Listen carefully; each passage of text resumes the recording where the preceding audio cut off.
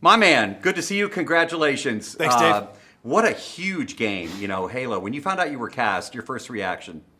Just overwhelmed, blown away. I've been seeing, the big green guy and his little blue companion through pop culture for the last 20 years. And so to get to realize that I was going to be the man in the suit was a huge moment. Definitely feel a big sense of responsibility to the Halo community to make this thing the best it can be, and also a responsibility to bring this thing to the masses, and show everyone who hasn't been a huge Halo fan for their lifetime why we love it so much. Did you play the game back in the day? I did. I played, you know what, the truth is I had only played the Versus mode. I hadn't played the campaign or story version.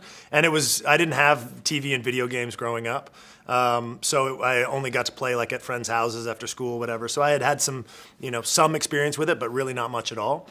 So that was really the defining thing for me was in learning it, was seeing how much story was actually there, how much has been established over the course of 20 years. I got to see all the cinematics of the game, obviously, and studied those. But then they sent me some novels. They sent me the graphic novels, animated shorts, the live action films, like the amount of material that's there over a wide variety of media is a treasure trove for us as storytellers, but was also just so deeply and richly realized.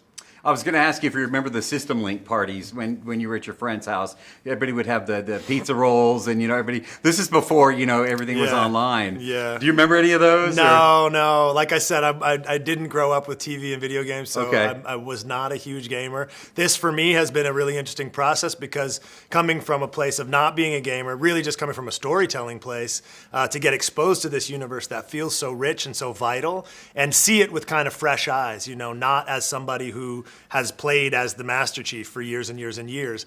I got to look at this universe from a place of really looking at what it means for everybody, what's going to be the best avenue for storytelling, and how to make it really the most effective form of entertainment for the media that we're making it for, the medium that we're making it for, which is long-form storytelling on television, which is very different from a first-person shooter video game. All right, I have to ask about the costume. Please. Yeah. Is it heavy? It looks heavy. Is a lot of sweating going on? Much sweating. I mean, not to get too gratuitous on you, but it's hot. It makes you immobile. It's just like hard to move. The whole story of the costumes is that it's Mjolnir armor from the 26th century, and it's meant to make you superhuman and super capable. But in reality, it's a hunk of plastic made by FBFX Studios in 2020, and they're an amazing costume department. They're the best in the movie business, but it's not future tech, I promise. What do you see when you have the mask on? Yeah, everything looks gold. Okay. But I see everything. You have a pretty good range of vision because the visor goes all the way around. I don't see, obviously, all the graphics that are the in HUD commands that you see when you're playing the video game. All that gets added after the fact in VFX. But yeah, I've got a gold view. How long to get the voice just right?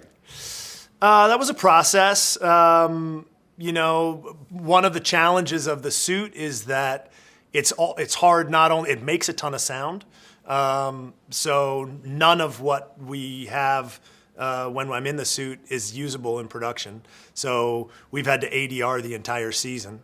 So the voices, my version of honoring what Steve Downes did, who's an incredible legend, who established the character over the course of the last 20 years, and also at the same time just making sure that I'm being true to myself and how I sound, and if something is not felt or authentic, it's not going to resonate with an audience. So it had to be something that I could feel and truly be myself within, or it wouldn't work.